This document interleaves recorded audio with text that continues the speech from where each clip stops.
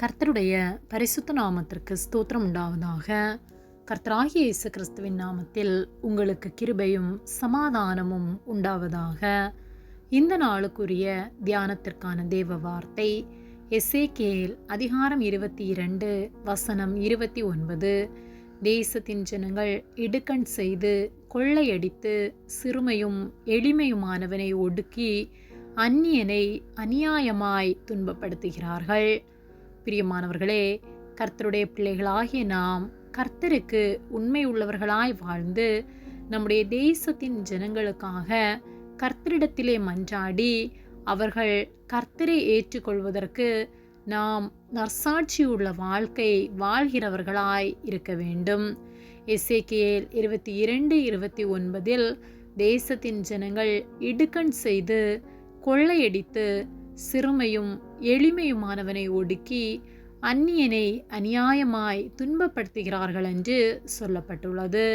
நாம் வாழ்கிற தேசத்திலும் கூட இந்நாட்களில் எங்கு பார்த்தாலும் ஜனங்கள் பாவம் செய்து இடுக்கண் செய்து கொள்ளையடித்து தங்களுடைய சுகபோக வாழ்க்கைக்காக பிறருடைய உடைமைகளை உயிரை அற்பமாய் எண்ணி அவர்களை துன்பப்படுத்தி சிறுமையும் எளிமையுமான ஜனங்களை ஒடுக்கி அநியாயமாய் துன்பப்படுத்தி அநியாயம் செய்து வாழ்ந்து கொண்டிருக்கிறார்கள்.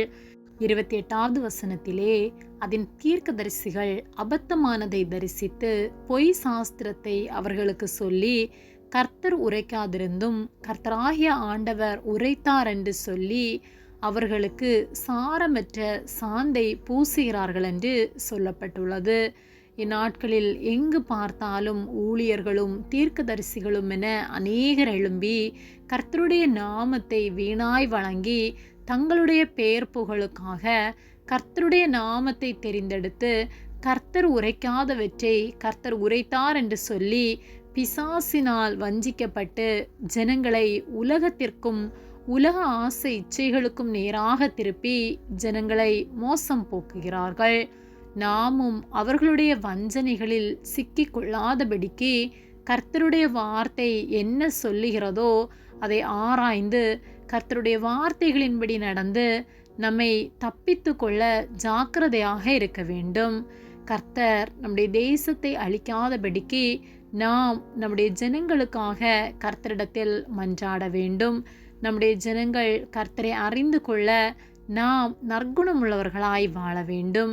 நம்முடைய நற்குணத்தினால் நற்சாட்சியுள்ள வாழ்வை பார்த்து நற்கிரியைகளை பார்த்து ஒவ்வொருவரும் கர்த்தரை அறிந்து கொள்ள கர்த்தரை கண்டடையத்தக்கதாக நாம் உதவி செய்ய வேண்டும். நான் தேசத்தை அழிக்காதபடிக்கு திறப்பிலே நிற்கவும் சுவரை அடைக்கவும் தக்கதாக ஒரு மனுஷனை தேடினேன், ஒருவனையும் காணேன் என்று கர்த்தர் சொல்லுகிறார். ஆகையால் நம் நிமித்தமாக நம் தேசத்தின் மேல் கர்த்தருடைய கோபம் ஊற்றப்படாதபடிக்கு அவர் மூர்க்கத்தின் அக்கினியினால் நம் தேசம் நிர்மூலமாகி அவர்களுடைய வழியின் பலனை அவர்கள் தலையின் மேல் சுமர பண்ணுவேன் என்று கர்த்தராகிய ஆண்டவர் உரைக்கிறார் என்று சொல்லப்பட்டுள்ளது. நாமும் கூட நம்முடைய தேசத்திற்காக திறப்பிலே நிற்க தகுதியுள்ளவர்களாக இருக்கிறோமா என்பதை நாம் சிந்தித்து பார்க்க வேண்டும். கர்த்தர் விரும்புகிற பரிசுத்தம் நம்மிலே காணப்படுகின்றதா?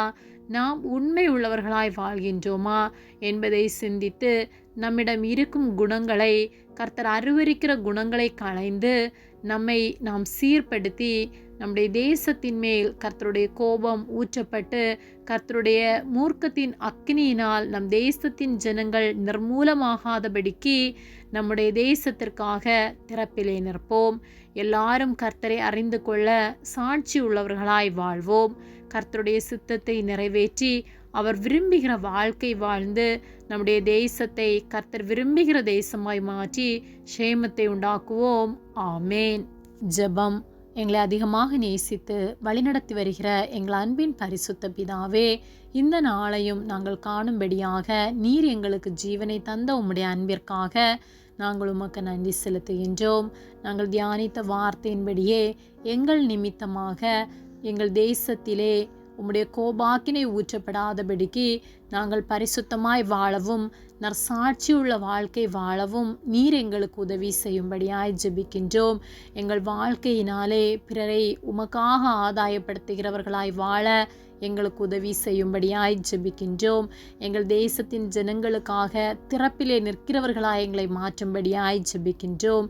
உதவி செய்கிற அன்பிற்காக நன்றி செலுத்துகின்றோம். இயேசுவின் நாமத்தில் ஜெபிக்கின்றோம் பிதாவே, ஆமேன். கர்த்தர் உங்களை ஆசீர்வதிப்பாராக.